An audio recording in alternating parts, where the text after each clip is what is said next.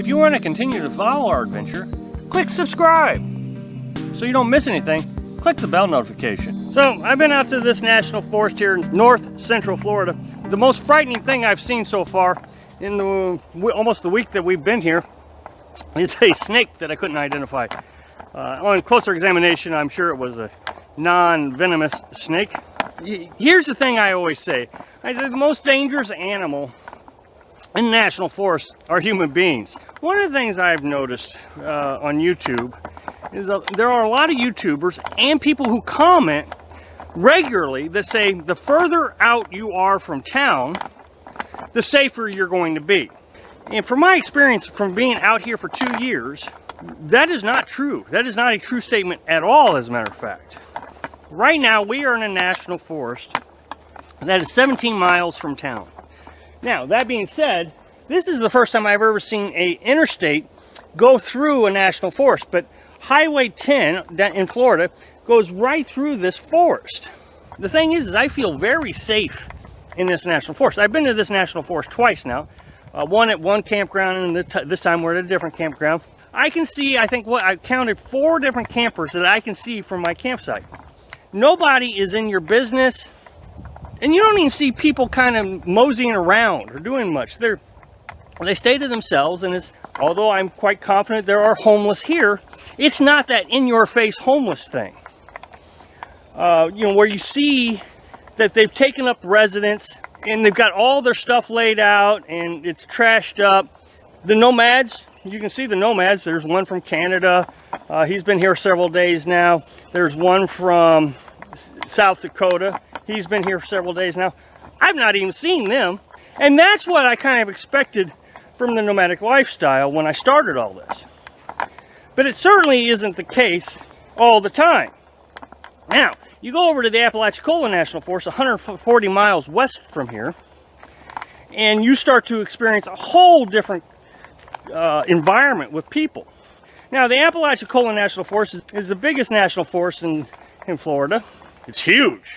It's very remote from anything, especially when you go further west into the national forest and south. So what we do is we kind of stay in the southeast part of the national forest and the northeast of the national forest. It is the closest to town, but still relatively far distances. We're talking anywhere from 40 to 60 mile drive times to get to a Walmart.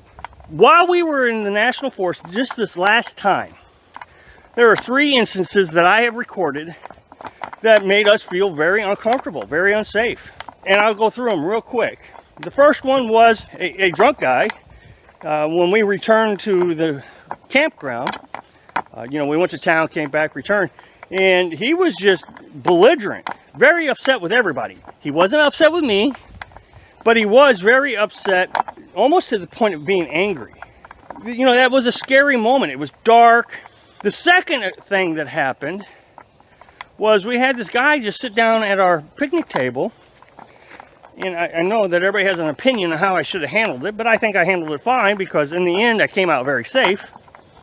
But, he was mumbling to himself and very agitated. He sits down at our picnic table. Carolyn and I stay inside the camper, just stay out of his way. We don't acknowledge him more than, I walked out and said hi, and that's when I noticed him. And I came right back in. As he was leaving, he called us a bad name. And, that's a scary situation. The third one is that same drunk guy. Didn't happen to us, but one of the people that drunk guy was upset with, when he was talking to me, he actually got upset with her face to face. And, she had to leave, and she called the Rangers. The Rangers came out the next day to tell that guy to leave. Okay, so a year ago in that forest, different campground, the Rangers suspect that a mentally ill person, they're very confident that someone burned down our camper, but they suspect that a mentally ill person who lives in his RV, travels around Florida all year to the different national forests, burned it down. When we went to Buffalo Gap, the grasslands in South Dakota, it's 4 miles from Wall Drug. So very close to town. And again, nobody bothered us at all. You know, and there was a lot of traffic. You could see traffic. I mean, you could see the road into the Badlands National Park. There was traffic constantly running back and forth. Every opportunity for any bad guys to come over and bother you. But they don't bother you. Not one inclination of trouble. 2 years ago, we went to Virginia in the George Washington National Forest. And again, I think we were 40 miles away from town. So, you know, we're way out there in the Smoky Mountains. And we felt unsafe most of the time that we were there. There was one homeless, but, you know, when we talk about homeless, of course, there's different styles of homeless. There was one homeless that was, you know, very responsible. He was trying to get to work every day. And you could see he would leave in the morning, you know, 6 o'clock in the morning, and wouldn't get back till 5 or 6 o'clock at night. His wife would stay in the campground while he was at work. But then there's the other type of homeless where there's activities that you don't trust. And those are the ones that concern me the most. And sure enough, there we had 2 or 3 different occasions. Of course, you know, it's the in-your-face type of homeless. You know, when they leave a bag of trash out so the raccoons can tear into it. And so, you know, now you got to go over to this guy's spot, clean up the trash, and sure enough, you know, you're going to find needles. So you go over there with a shovel and you do the best you can not to touch anything. Here's my suspicions why I feel safer in campgrounds that are closer to town. One reason. Well, I guess it's kind of connected. I think bad guys are scared of the cell phone when they're out here. Here we have a cell signal.